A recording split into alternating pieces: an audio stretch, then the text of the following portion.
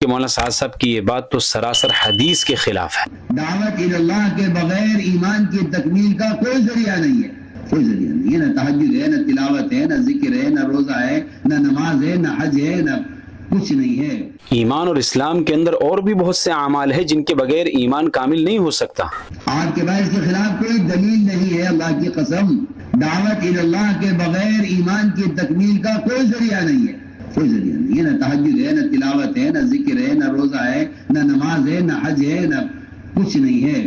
میں کھل کر کہہ رہا ہوں، دلائل کے ساتھ عرض کر رہا ہوں۔ جیسا کہ آپ نے سنا، مولانا سعد صاحب نے یہ بیان 2025 فروری کھارگھر کے تبلیغی اجتماع میں دیا۔ مولانا محترم کی بات کیوں غلط ہے، اس پر نقلی دلائل یعنی قرآن و سنت سے دلائل تو میں بعد میں دوں گا، پہلے اس پر ایک عقلی دلیل بھی لے لیجئے۔ مولانا محترم کی بات میں جو غلطی اور لاجیکل فیلیسی ہے، اس کو ایک حصی مثال سے سمجھیے۔ مولانا محترم نے یہ دعویٰ کیا کہ دعوت کے بغیر ایمان کامل نہیں ہو سکتا۔ یہ ایسا ہی ہے جیسے کہ ہمارے ملک ہندوستان کے بارے میں کوئی یہ کہے کہ گجرات کے بغیر ہندوستان کامل اور مکمل نہیں ہو سکتا، تو ایسے شخص کو یہ جواب دیا جائے گا کہ چلو ہمارا ظرف وسیع ہے، ہم نے آپ کی بات مان لی کہ گجرات کے بغیر ہندوستان کامل اور مکمل نہیں ہو سکتا، لیکن سوال یہ ہے کہ ہندوستان کے کامل اور مکمل ہونے میں صرف گجرات کی کیا خصوصیت ہے؟ یہ بات تو ہندوستان کے ہر سٹیٹ کے بارے میں آپ کہہ سکتے ہیں کہ مہاراشٹر کے بغیر بھی ہندوستان کامل اور مکمل نہیں ہو سکتا، اتر پردیش والے کہیں گے کہ اتر پردیش کے بغیر بھی ہندوستان کامل اور مکمل نہیں ہو سکتا، یہاں تک کہ لکشدیپ اور انڈمان نکوبار آئلینڈز جو جغرافیکلی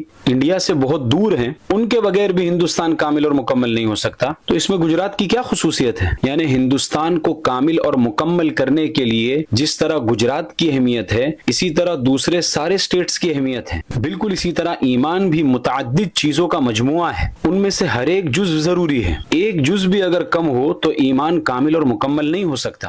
جیسے ایک کوئن کے اگر آپ 4 ٹکڑے کر دو تو اس میں سے ایک ٹکڑا یہ کہنے لگے کہ میرے بغیر یہ سکہ مکمل نہیں ہو سکتا، تو یہی اہمیت تو دوسرے تیسرے اور چوتھے ٹکڑے کی بھی ہے۔ بالکل اسی طرح جس طرح دعوت کے بغیر ایمان کامل نہیں ہو سکتا، ایمان اور اسلام کے اندر اور بھی بہت سے اعمال ہیں جن کے بغیر ایمان کامل نہیں ہو سکتا۔ اور اگر آپ یہ کہو کہ ہماری مراد اجزائے مقومہ نہیں بلکہ اجزائے مکملہ اور محسنہ ہے، تو دفع دخل مقدر کے طور پر اس کا جواب بھی آپ سن لیجئے کہ جب آپ نے دعوت اللہ کا تقابل نماز، روزہ اور حج کے ساتھ میں کر دیا جو کہ ایمان اور اسلام کے اجزائے مقومہ ہے نہ کہ محسنہ اور مکملہ۔ دعوت اللہ کے بغیر ایمان کی تکمیل کا کوئی ذریعہ نہیں ہے، کوئی ذریعہ نہیں ہے، نہ تہجد ہے، نہ تلاوت ہے، نہ ذکر ہے، نہ روزہ ہے، نہ نماز ہے، نہ حج ہے، نہ کچھ نہیں ہے۔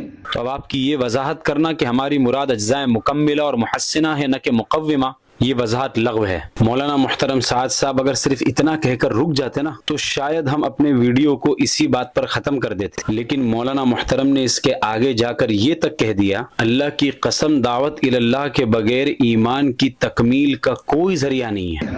آپ کے پاس اس کے خلاف کوئی دلیل نہیں ہے، اللہ کی قسم۔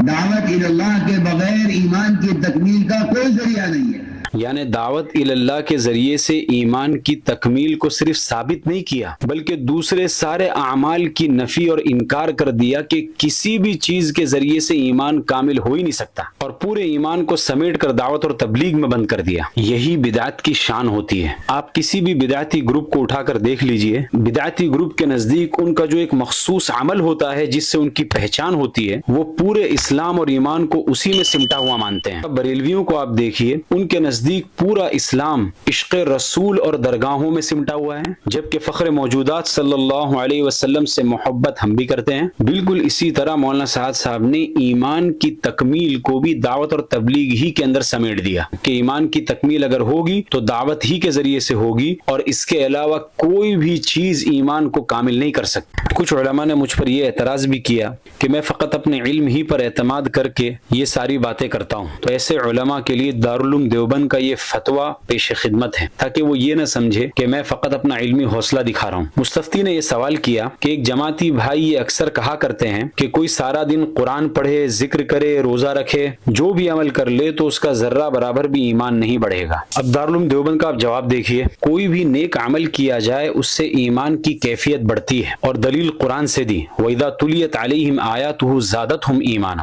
پھر آگے لکھتے ہیں، لہٰذا یہ کہنا کہ اللہ کی بڑائی بیان کیے بغیر بغیر اور دعوت دیے بغیر ایمان نہیں بڑھتا، یہ بات درست نہیں ہے۔ اللہ کی کبریائی بیان کرنا اور مخلوق کو اس کی طرف بلانا ایک مستحسن عمل ہے، لیکن اس عمل کا دوسرے اعمال سے تقابل کرتے ہوئے ایمان کے بڑھنے کو صرف ایک عمل میں منحصر ماننا ناواقفیت کی بات ہے۔ پھر مفتی سلمان صاحب منصور پوری دامت برکاتہم کی کتاب نخبۃ المسائل جو کتاب النوازل کا تتمہ ہے، اس میں بھی مفتی صاحب سے کسی نے اسی طرح کا سوال پوچھا تو مفتی صاحب کا جواب سنیے۔ کسی کا یہ کہنا کہ بغیر دعوت اور تبلیغ کے ایمان مکمل نہیں ہوتا، یہ غلو کی بات ہے۔ یہ دونوں فتوے ہم نے اس لیے پیش کیے تاکہ لوگ یہ نہ سمجھیں مولانا سعد صاحب کا اس مسئلے کے اوپر رد کرنا یہ صرف ہمارا تفرد ہے، بلکہ مولانا سعد صاحب کی یہ بات تو سراسر حدیث کے خلاف ہے۔ اب جس کے جی میں آئے وہی پائے روشنی، ہم نے تو دل جلا کے سر عام رکھ دیا۔ ذالک ذکریٰ للذاکرین، یہ نصیحت ہے نصیحت ماننے والوں کے لیے۔ ھذا وصلی اللہ علیہ وسلم۔